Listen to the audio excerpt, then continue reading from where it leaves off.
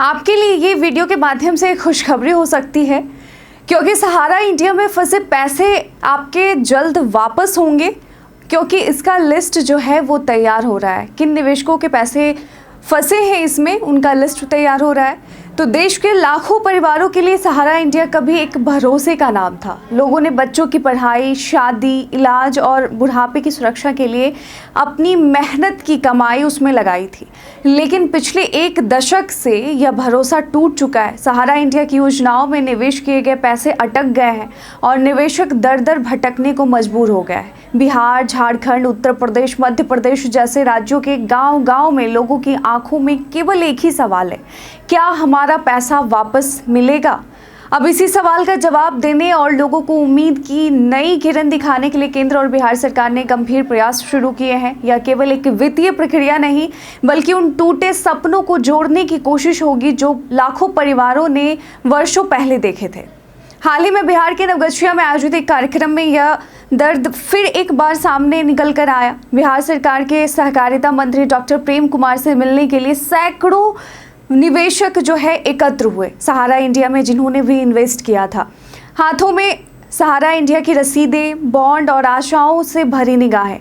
हर चेहरा अपनी एक कहानी कह रहा था। किसी ने बताया कि बेटी की शादी के लिए पैसे अटक गए, तो किसी ने इलाज ना हो पाने की पीड़ा बांटी और एक बुजुर्ग महिला ने अपने फटे हुए दस्तावेज दिखाते हुए कहा, यही बचत थी जो हमने वर्षों से जोड़ी थी, अब यही हमारे पास सबूत है और उम्मीद भी।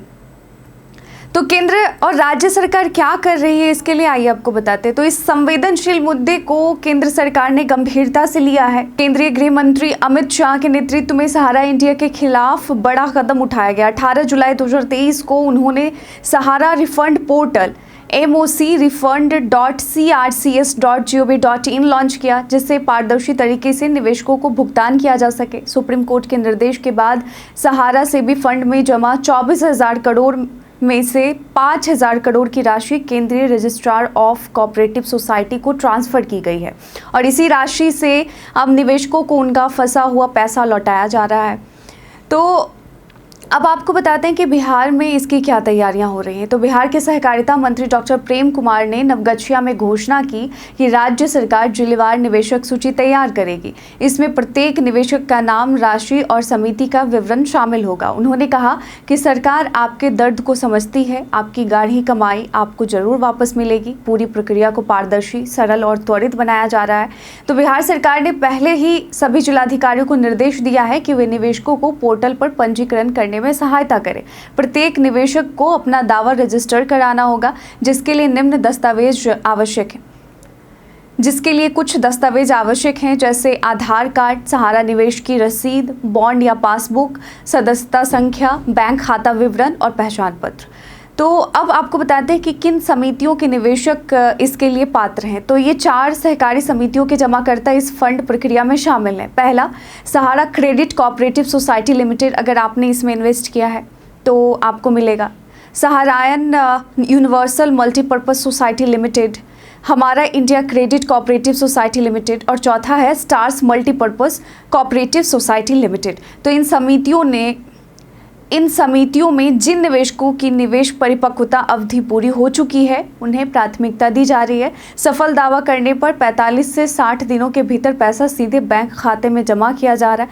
निवेशकों के लिए अब क्या करना होगा, कैसे आवेदन करना होगा, उसकी आसान प्रक्रिया है। रिफंड पोर्टल पर जाएं। रिफंड पोर्टल है mocrefund.crcs.gov.in। इस पर जाएं, पैन और आधार से लॉगिन करें, निवेश की जानकारी दर्ज करें, आवश्यक दस्तावेज अपलोड करें। 5वां, OTP वेरिफिकेशन के बाद आपका फॉर्म जो है वो सबमिट करें और स्टेटस की जो निगरानी है वो करते रहें। अब यह पूरी प्रक्रिया न सिर्फ वित्तीय लेन देन का विषय है, बल्कि न्याय और भरोसे की पुनर्स्थापना की पहल भी है। सहारा इंडिया के लाखों निवेशक आज भी अपने दस्तावेजों को संभालकर एक ही प्रार्थना कर रहे हैं, हमारा पैसा हमें वापस मिल जाए। अब जब सरकार ने प्रक्रिया शुरू कर दी है, यह जरूरी है कि प्रत्येक पात्र निवेशक समय पर पोर्टल पर रजिस्ट्रेशन कराएं और दस्तावेज व्यवस्थित रखें। आपका पैसा आपकी मेहनत का हक है और ये सरकार कहीं जाने नहीं देगी। तो क्या आपने भी सहारा इंडिया में निवेश किया था? हमें कमेंट सेक्शन में लिखकर बताइएगा।